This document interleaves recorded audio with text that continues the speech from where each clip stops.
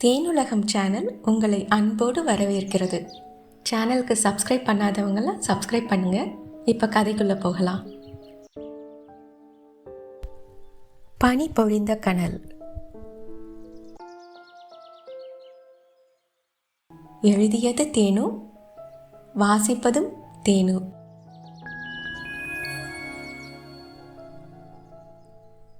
அத்தியாயம் 23.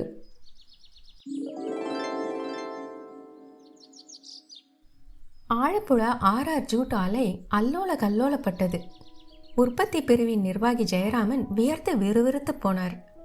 இன்னும் அரை மணி நேரத்தில் ஆலையின் உற்பத்தி கழிவு, ஏற்றுமதி இறக்குமதி கணக்குகள் எல்லாவற்றையும் சமர்ப்பிக்க வேண்டுமாம்.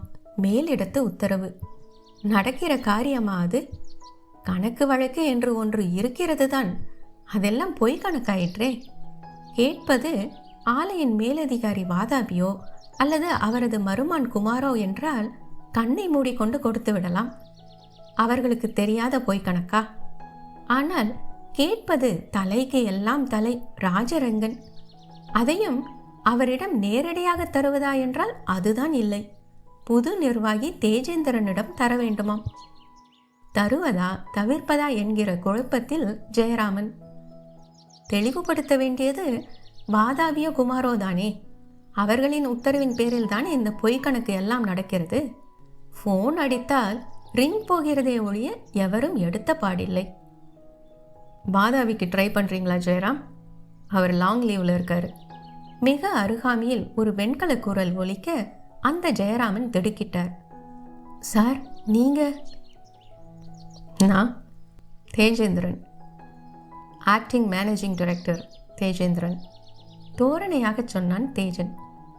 டீட்டெயில்ஸ் கேட்டு 1 மணி நேரம் ஆகுது. ஓகே சார், இதோ அனுப்பி வைக்கிறேன் சார். அனுப்பி வைக்காதீங்க சார், அனுப்பி வைக்காதீங்க, எடுத்துட்டு வாங்க. Okay sir. ஜெயராமனின் வயிற்றில் மட்டுமல்ல, வழியில் எதிர்பட்டோர் எல்லோரையும் கலங்கடித்து கொண்டு எம்டியின் இருக்கைக்கு தன்னை கொடுத்தான் தேஜன். அவன் வந்த வேகமும் அமர்ந்த தோரணையும் அவனின் அதிகாரத்தின் அளவை சொல்லிட அரசவையின் அடையாளம் பூண்டது அந்த அறை. ராஜாதி ராஜனைப் போல தொடங்கட்டும் அரசாங்கம் என்று மட்டும்தான் சொல்லவில்லை. ராஜபாட்டையோடு ராஜாங்கத்தை துவங்கிவிட்டான் ராஜரங்கனின் இரத்த வாரிசு. வேண்டி விரும்பி எடுத்துக்கொண்ட பொறுப்பல்ல, இருந்தாலும் தந்தைக்காக ஏற்றுக்கொண்டான். வேறு என்ன செய்ய? தூது மேல் தூது விடுத்த தந்தை மனம் தளர்ந்து போனார். மனச்சோர்வு இதயத்தை தாக்கியது. முதல் அட்டாக் என்றனர். அதற்கு மேல் தேஜனால் பாராமுகம் காட்டிட முடியவில்லை. அன்றைக்கே அவசர கதியில் பொறுப்பேற்றுக் கொண்டான். 1-2 நிபந்தனைகளோடு தான், அதுவும் தற்காலிகமாகத்தான் என்று சொல்லியே பொறுப்பெடுத்து கொண்டான். தந்தையால் முன்னை போல திறம்பட நிர்வகிக்க இயலாத வரைதான் எல்லாம் என்று தீர்மானமாக சொல்லிவிட்டான். தற்காலிகம் என்றாலும் செய்வன திருந்தச் செய்பவனாயிற்றே. அதுதான் RR என்டர்பிரைசஸில் நடக்கும் தில்லு முள்ளுகளை அடி முதல் நுனி வரை தோண்டி துருவ ஆரம்பித்திருக்கிறான். வாதாபி, செங்கம், தீனன் என எவரும் அவனது நிர்வாகத்தில் தலையிடக்கூடாது, கூடுமானவரை முன்னே கூட வரக்கூடாது என்பது முக்கிய நிர்பந்தங்களில் ஒன்று. இந்த தடை செய்யப்பட்ட குழுவில் ஏனோ மயிலாவை கூட்டு சேர்க்க அவனுக்கு மனம் வரவில்லை. அதற்கேற்றார் போல ரெங்கனும் தொழில் நிர்வாகத்தை மயிலாவுக்கும் கற்றுக் கொடுப்பா என்று சொல்லிட தேஜனும் மயிலாவும் அதை ஏற்றுக்கொண்டார்கள். வேண்டா வெறுப்பாக என்று நினைத்துதான். ரெங்கனை பொறுத்தவரை இதுவே ஜென்ம சாபல்யம் அடைந்த கணக்குதான்.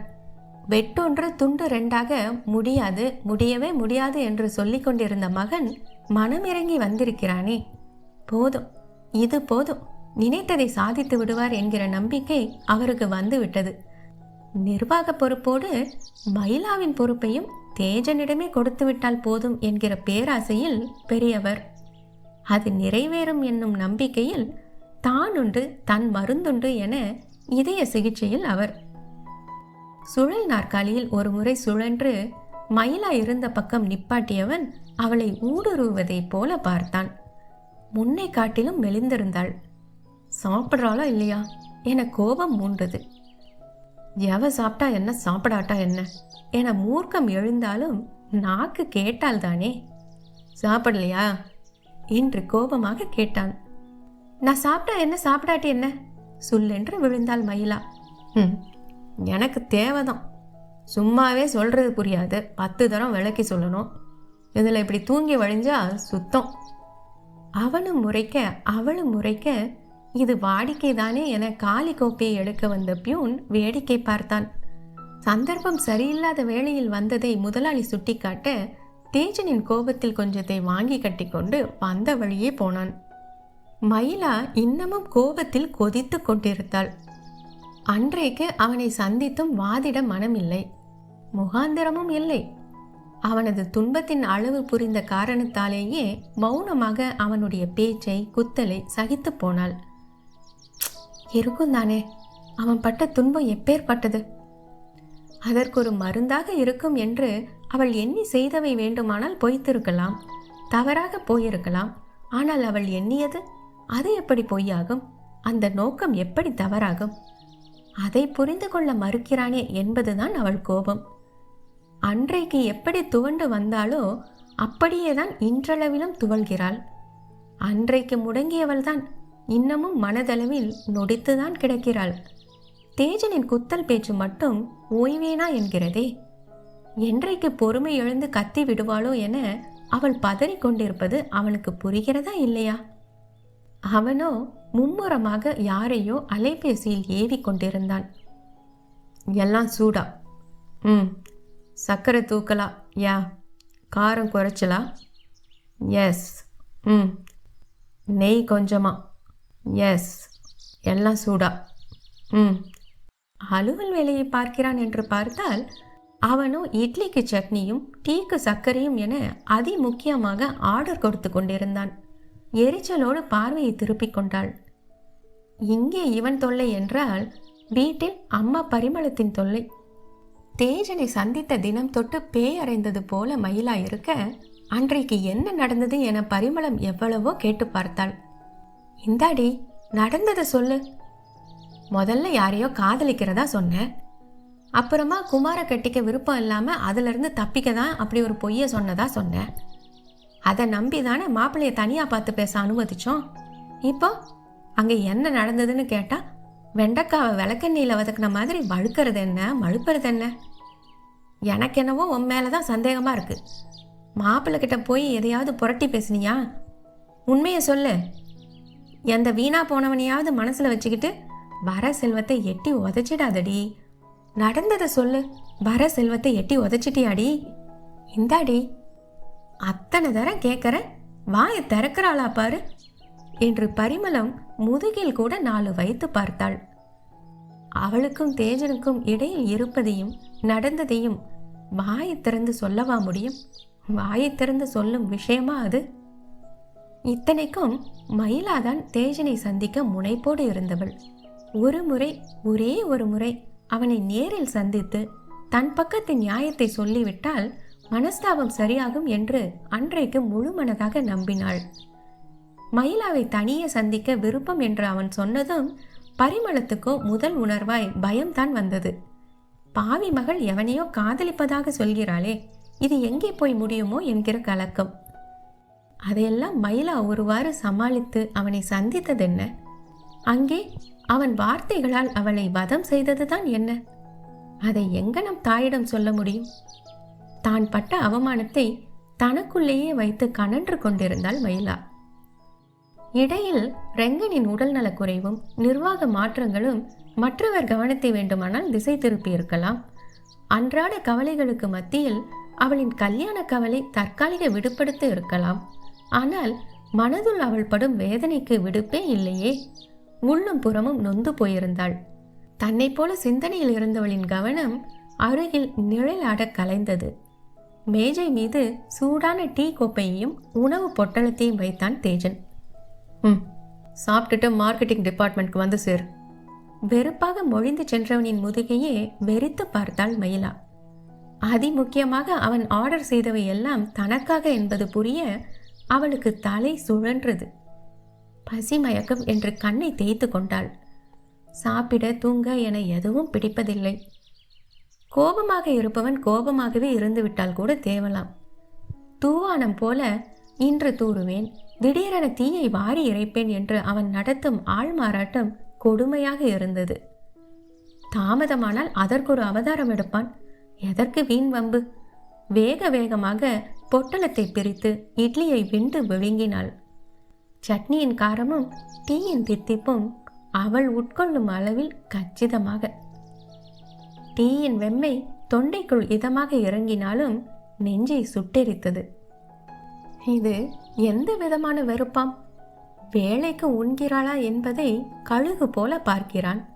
கல் தடுக்கினால் கூட என்னாச்சு என்று எங்கிருந்தோ ஓடி வருகிறான்.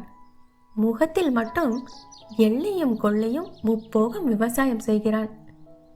நடையை எட்டி போட்டு அவன் இருக்கும் இடம் சென்றால் நெற்றி சுருக்கி, எதுக்கு இப்படி ஓடி வர என்று அதற்கும் எரிந்து விழுந்தான். இவனும் இவனது அக்கறையும் என பற்றி கொண்டு வந்தது. அவ்வளோ வெறுப்பா இருக்கா? காதோரம் குனிந்து நிர்வாக விஷயம் பேசுபவன் போல அவன் கேட்க முகம் மாறாமல் காக்க அவள் சிரமப்பட்டாள். எல்லாம் எங்கள் அப்பா குணமாகிற வரைக்கும் தான். சொத்தை உங்கள் கையில் கொடுத்துட்டு நான் போய்கிட்டே இருப்பேன். ஒழுங்காக பராக்கு பார்க்காம எல்லாத்தையும் கற்றுக்கோ, தாழ்ந்த குரலில் சொன்னான். உணர்ச்சி துடைத்த குரலில் அவன் சொல்லி இருக்க உள்ள கூடு வெறுமையானது. தினம் காலையில் அது வேண்டாத ஏக்கங்களால் நிரம்பி வழிவதும் விரும்பத்தகாத வார்த்தைகளால் வடிந்து காய்வதும் வாடிக்கையாகிவிட்டது. ஓகே பாஸ் என அவனுக்கு மட்டுமின்றி பக்கத்தில் இருந்தவருக்கெல்லாம் கேட்கும்படி சொன்னாள். பாஸா? என்ன மேடம், சார் உங்க முறமா வந்தானே? கொஞ்சம் சலுகையுள்ள மூத்த நிர்வாகி மூக்கை நுழைத்தார். தேஜன் தீ பார்வை பார்த்தான். சற்றும் சளைக்காத பார்வையோடு, உறவு முறை எல்லாம் தான் இல்லைன்னு ஆயிடுச்சே சார் என்றாள் மயிலா. ஆமாங்க, அதுவும் சரிதான். ஆமாம் ஆமாம் ஆமாம், ஆஃபீஸில் உறவு முறை கொண்டாடக்கூடாது தான். நிர்வாகி அசடு வழிந்தார். ஹலோ, வெட்டி கதையை விட்டுட்டு வேலையை பார்க்கலாமா? தேஜன் எரிச்சலாக சொல்ல திருப்பி கொடுத்த திருப்தியில் மயிலா திரும்பி கொண்டாள். நிர்வாகத்தில் ஏக குளறுபடி. பொய் கணக்கையும் சுரண்டல் பேர்வழிகளையும் அடையாளம் காண்பதே அன்றைய நாளை கொடுத்திருந்தது. வேலையை முடித்து கொண்டு காரில் கிளம்ப அவன் ஆயத்தமானான். மயிலா முந்திக் கொண்டு சொன்னாள், நான் கம்பெனி காரில் வரேன். அவனோடு செல்ல விருப்பம் இல்லை. காரை அவனே ஓட்டுவதால் அவனது நாக்குக்கு கடிவாளம் இருக்காது. சும்மா இருக்கிற சிட்டுக்குருவிக்கு சோற்றை வைப்பானேன், அது கொண்டே கொண்டே ஆட்டிக்கொண்டு கொத்த வருவானேன். கூடுமானவரை அவனோடு தனித்திருப்பதை தவிர்க்க பார்த்தாள். என்னை அவமானப்படுத்தணுன்னே கங்கணம் கட்டிட்டு இருக்கியா? தேஜன் எகிரினான். என்ன தப்பா சொல்லிட்டேன்? ஒரே வீட்டு மனுஷங்க இப்படி தான் தனித்தனியாக போவாங்களா? ஆஹா, ஒரே வீட்டு மனுஷங்கன்னு ஒத்துக்கிறீங்களே, சந்தோஷம். என் விதி, மாற்றவா முடியும்? மாற்ற முடியாததை ஏற்றுக்கிற அமைதியையும் மாற்ற முடிஞ்சதை மாற்றுற தைரியத்தையும் தான் கடவுளேன்னு வேண்டிக்க தானே முடியும். வெறித்து பார்த்தவளை வெறுப்பேற்ற, செரினிட்டி பிரேயர்மா என்று கைகூப்பி சொன்னான் அவன். சந்தோஷம். அப்படியே சில ஞான சூன்யங்களுக்கு எதை மாற்ற முடியும் மாற்ற முடியாதுங்கிற ஞானத்தையும் சேர்த்து தா கடவுளே. இணையான எல்லலோடு மயிலா சொன்னாள். ஏய், யார் ஞான சூன்யங்கிற? அதே செரினிட்டி பிரேயர் தான். கோபத்தில் அவள் நடையை எட்டி போட அவளை பிடித்தெழுத்தான் தேஜன். லிஃப்ட் இங்கே இருக்கு, எங்கே போற? 4 மாடியும் நடந்தே இறங்க போறியா? வந்து இத்தனை நாள் ஆகுது, இன்னும் கம்பெனி லே அவுட் கூட தெரியல. அவளை பிடித்து லிஃப்டில் திணித்தவன் திட்டுவதை நிறுத்தவே இல்லை. மூடிய லிஃப்டிற்குள் அவனோடு காத்திருக்கையில் அவளுக்கு மூச்சை அடைத்தது. அவனோடு தனியே கழித்த தருணங்கள் எல்லாம் நினைவில் ஆடின. கூடி கழித்த கணங்கள் எல்லாம் நெஞ்சில் ஓடின. அவனுக்கும் அதே அவஸ்தைதான். ஏன் இப்படி வார்த்தையால வதைக்கிறீங்க? அதீத கோபம் கண்ணை கரித்து கொண்டு வந்தது. யார், நானா? நீங்க தான். என்ன பெரிய தப்பு செஞ்சுட்டேன்? வாதாபியோட பொண்ணா பிறந்தது ஏன் தப்பா? பிறந்தது உன் தப்பு இல்லைதான். அதை மறைச்சியே, அது அது உன் தப்பு தான், அழுத்தம் திருத்தமாக சொன்னான்.